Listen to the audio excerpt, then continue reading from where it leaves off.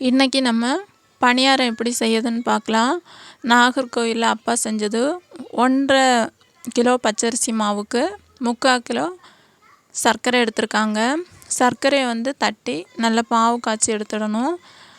தண்ணி 200 ml ஊற்றிருக்காங்க. அதை நல்லா இது பதம் எல்லாம் தேவையில்லை, சும்மா கரைஞ்சா போதும் சர்க்கரை. பக்கத்தில் ஒரு பாத்திரத்தில் 20 பாளையங்கொட்டான் பழம் போட்டிருக்காங்க.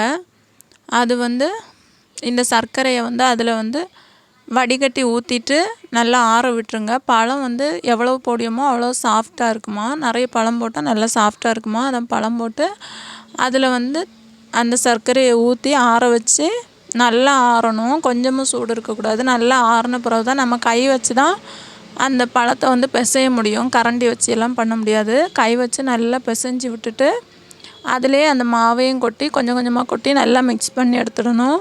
மிக்ஸ் பண்ணிவிட்டு லாஸ்ட்டாக கரண்டி வச்சு நல்லா கலக்கிடுங்க. கலக்கிட்டு தண்ணி பத்தலைன்னா மாவு தண்ணி ரொம்ப கட்டியாகவும் இருக்கக்கூடாது, ரொம்ப தண்ணியாகவும் இருக்கக்கூடாது. அதனால் நல்லா கலந்து விட்டுட்டு தண்ணி பத்தலைன்னா திரும்ப ஊற்றிடுங்க. அப்பா இப்போ திரும்ப 3 கரண்டி தண்ணி ஊற்றிருக்காங்க குழிக்கரண்டிக்கு.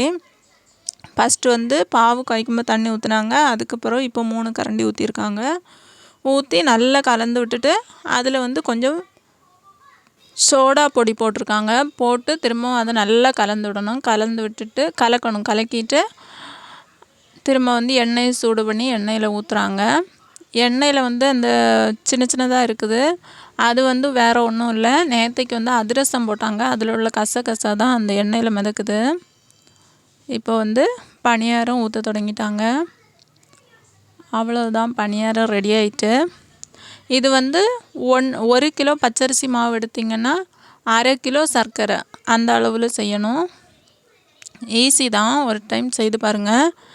பச்சரிசி மாவு இது அம்மா வீட்டிலே தான் பொடிச்சாங்க. கொஞ்சம் நேரம் ஊற வச்சா போதும். கொஞ்சம் நேரம் ஊற வச்சுட்டு மிக்சியிலே புட்டு மாவு பதத்துக்கு பொடிக்கணும். ரொம்ப நைஸாக பொடிக்கக்கூடாது. கொஞ்சம் இதாக இருக்க போல் பொடிச்சு இதே போல் செஞ்சு பாருங்கள். ரொம்ப சாஃப்டாக நல்லாயிருக்கு. அவ்வளவுதான், பாய்.